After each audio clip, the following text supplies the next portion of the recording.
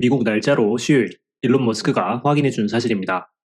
스페이스X가 회사 창립 23년 만에 주식 상장을 한다는 소식인데요.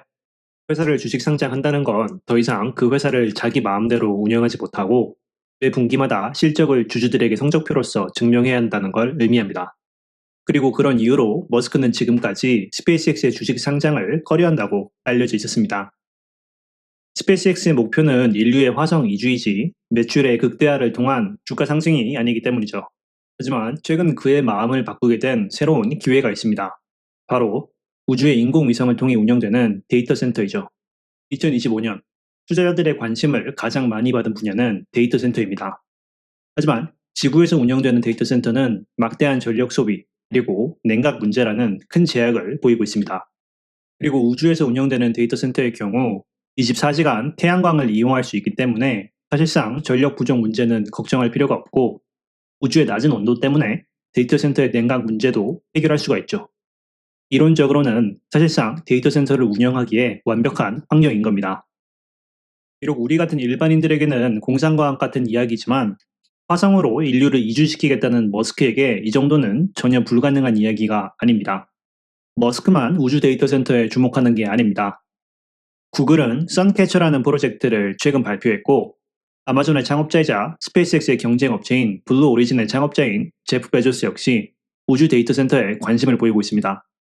하지만 아무리 머스크라도 우주에서 제대로 된 데이터 센터를 운영하기 위해선 막대한 자금이 필요할 겁니다. 그리고 그런 이유로 창립 23년 만에 주식 상장을 하려고 하는 거죠. 스페이스X가 주식 상장을 하게 된다면 기업 추정 가치는 800빌리언 달러에서 1.5 트릴리언 달러에 달한다고 합니다. 스페이스X가 IPO를 통해 조달하고자 하는 자금은 30빌리언 달러에 달한다고 하죠. 그리고 IPO를 통해 모은 이 돈을 가지고 새로운 디자인의 인공위성을 제작하고 궁극적으로 우주 데이터 센터를 운영하려고 하는 겁니다. 그런데 스페이스X가 우주 데이터 센터를 운영하려고 한다는 사실이 AST 스페이스 모바일과 무슨 관계가 있을까요? 데이터 센터가 운영되기 위해서 가장 먼저 필요한 것은 많은 양의 전력 공급입니다. 이건 데이터 센터가 지구에서 운영되던 우주에서 운영되던 마찬가지인 사항이죠.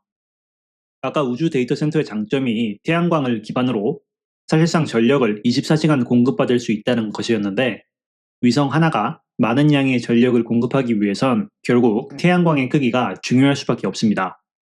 솔라 패널이 클수록 더 많은 태양 에너지를 흡수할 수 있고 결국 그게 전력으로 전환이 되기 때문에 당연한 이야기겠죠. 그리고 현재 우주에서 가장 거대한 인공위성을 운영하는 회사는 바로 AST 스페이스 모바일입니다. 이 회사가 현재 운영 중인 5개 1세대 인공위성이죠. 그런데 말이죠. 이번 달 발사 예정인 이 회사의 2세대 인공위성은 현재 우주에서 운영 중인 1세대 인공위성보다 무려 3배나 더 큰 위성들입니다.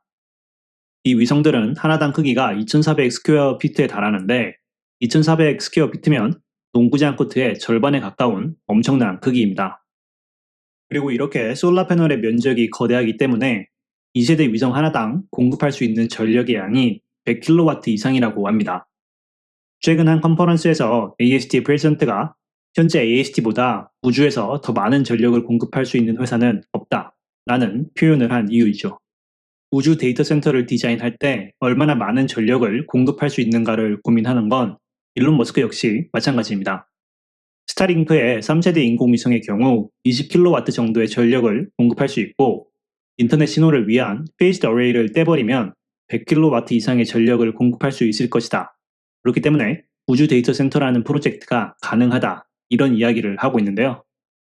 스타링크의 3세대 인공위성은 아직 개발 중에 있고 운영되고도 있지 않지만 이번 달 발사 예정인 AST의 2세대 인공위성은 이미 충분한 전력을 공급할 수 있는 디자인을 갖추고 있다는 거죠.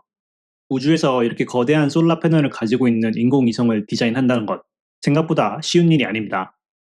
AST 인공위성의 경우 이렇게 위성이 펼쳐진 상태로는 우주선에 넣을 수가 없기 때문에 위성이 접혀진 상태로 우주선에 배송이 되고 막상 우주에 띄어지게 되면 그때 그 위성들이 날개를 펼치듯이 펼쳐지는데요. 이걸 언폴딩이라고 하는데 이 기술은 AST가 특허를 가지고 있는 이 회사만의 기술입니다.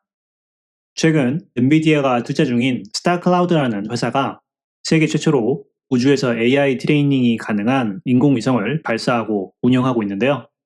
이 회사의 비전은 AST처럼 이렇게 거대한 인공위성을 운영하는 것이지만 이번에 이 회사가 발사한 인공위성은 이렇게 조그마한 소형 위성입니다.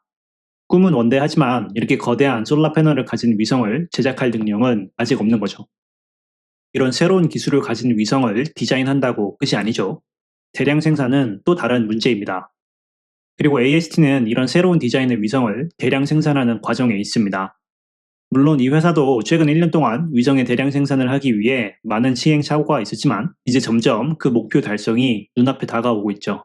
비록 이 회사의 현재 목표는 이런 위성을 통해 인터넷 제공을 하는 것이지만 제가 생각하기에 이 회사는 우주 데이터 센터라는 새로운 흐름에서 활약할 수 있는 필요 조건들을 이미 다 갖춘 회사입니다. 2026년 스페이스X가 주식 상장을 하게 되면 투자자들의 관심은 우주항공 산업으로 향할 겁니다.